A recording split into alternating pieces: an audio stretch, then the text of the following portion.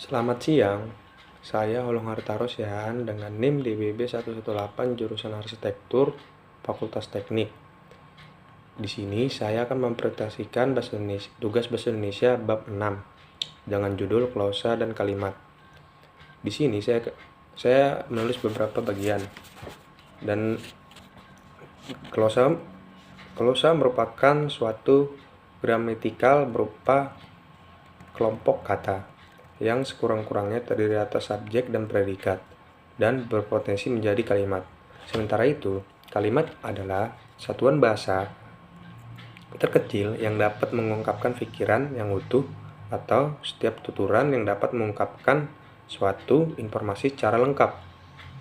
Dalam bentuk lisan, kalimat ditandai dengan alunan titik nada, keras lembutnya suara, dan di sela jeda, serta diakhiri dengan nada selesai.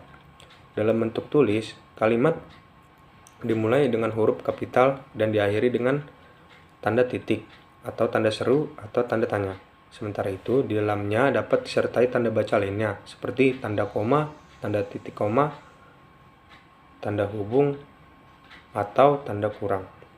Di sini ada beberapa bagian dari kalimat, yaitu kalimat dasar, yaitu adalah struktur inti kalimat bahasa Indonesia. Ragam tulis sebenarnya sangat sederhana, yaitu hanya berupa subjek predikat. Struktur inti tersebut dapat diperluas menjadi beberapa kalimat dasar. Dan yang kedua, ciri subjek. Subjek merupakan salah satu fungsi dalam kalimat yang merupakan bagian klausa yang menjadi pokok kalimat. Subjek dapat berupa kata benda, kelompok kata benda, atau klausa. Selain itu, subjek dapat pula disertai kata itu. Subjek dapat dicari dengan menggunakan kata tanya, siapa, atau apa. Kata tanya siapa digunakan untuk mencari subjek yang berupa orang atau sesuatu yang bernyawa, sedangkan kata tanya apa digunakan untuk mencari subjek yang berupa orang atau sesuatu yang tidak bernyawa. Subjek dalam bahasa Indonesia biasanya berupa nomina atau frasa nominal. Nah, yang ketiga, ciri predikat. Predikat merupakan salah satu fungsi di dalam kalimat yang merupakan bagian klausa yang menjadi unsur utama dalam kalimat. Predikat dalam bahasa Indonesia dapat berupa kata kerja atau atau kelompok kata kerja, yaitu frasa verbal, kata sifat adjektiva atau kelompok kata sifat frasa adjektival. Terus yang keempat adalah ciri objek. Objek merupakan salah satu fungsi di dalam kalimat yang hadirnya bergantung pada jenis predikatnya. Objek biasanya berupa nomina, frasa nominal, atau klausa yang selalu muncul di sebelah kanan predikat yang berupa kata kerja transitif atau verba transitif. Jika predikat bukan berupa verba transitif, objek tidak hadir atau tidak muncul dalam kalimat tersebut. Kalimat tak berobjek sering ditemukan dalam bahasa Indonesia ataupun bahasa tulis. Yang kelima, ciri lengkapnya adalah pelengkap.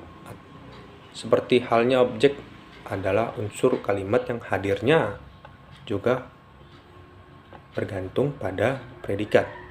Pelengkap dapat berupa nomina atau frasa nominal, verba atau frasa verba, dan adjektiva atau frasa adjektival.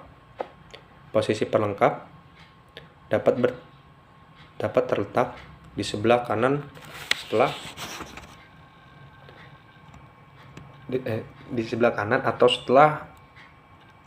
atau di belakang objek, atau terletak langsung di sebelah kanan predikat. Jika predikat berupa kata kerja transitif, pelengkap terletak di sebelah kanan objek. Namun jika predikat bukan berupa kata kerja transitif, mungkin berupa kata kerja intransitif, atau berupa kata kerja pasif, pelengkap terletak langsung di sebelah predikat.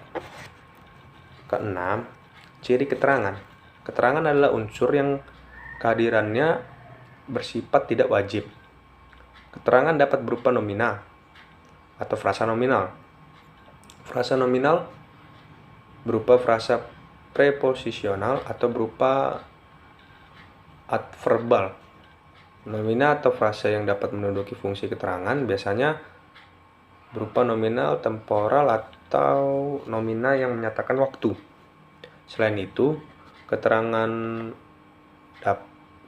dapat dibedakan menjadi dua, yaitu keterangan wajib atau wajib dengan contoh wajib hadir atau wajib muncul dalam kalimat, dan keterangan mana suka.